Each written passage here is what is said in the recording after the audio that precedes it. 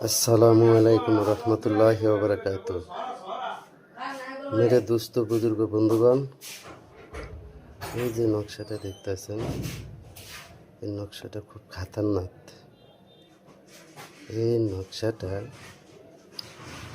শত্রুকে ধ্বংস করা এবং শত্রুর অস্তিত্ব নষ্ট করা, শত্রুকে বিছানায় ফেলা, শত্রুকে অসুস্থ করে বিছানায় রেখে ফেলায় দেওয়া। তবে মেরে দোস্ত, এই নকশাটা কোনো অন্যায়ভাবে অন্যায় কাজে কারো উপর প্রয়োগ করবেন না। দেখতেছেন যে একটা জালেম শত্রুকে মারলে যদি 1000 লোকের উপকার হয় তাহলে মেরে দেবেন, আর যদি নিরীহ লোকের উপরে মারেন খোদার কসম আপনার উপর বিপদ আসবে। তো নকশাটার লেখার নিয়ম হলো, পেঁচা পাখির রক্ত দিয়ে কালি বানাইয়া 3টি তাবিজ অঙ্কন করবেন। অঙ্কন করে শত্রুর মা বাবার নাম দেবেন আগে, শত্রুর নাম দেবেন পরে।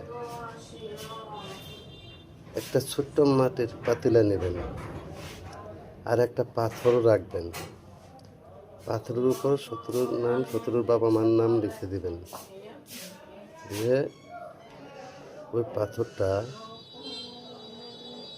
ওই পাতিলার ভিতরে তাবিজ সহকারে পাথরের সাথে তাবিজটারে বেঁধে পাতিলের ভিতর ভরে সরা সহকারে লাল কাপড় দিয়ে বাইন্দা পানিতে দিবেন ছাইরা, বাটার পানিতে, মানে জোয়ারের পানিটা আসে না, জোয়ারের পরে বাটা নামে না, ওই বাটাতে দিবেন ছাইরা। ইনশাল্লাহ আপনার কাজ 1000% হবে। এটা হলো একটা তাবিজের কাজ। আর একটা তাবিজ কবরস্থানে, কবরে সুদ ঘুষ খায় ওই ধরনের লোকের কবরে গাইরা দিবেন। আর একটা তাবিজ তিতা রস দ্বারা আটার গোল্লা বানায়া সে আটার গোল্লায় ভরে যে কোনো জ্বলন্ত চুলার নিচে গেড়ে দেবেন।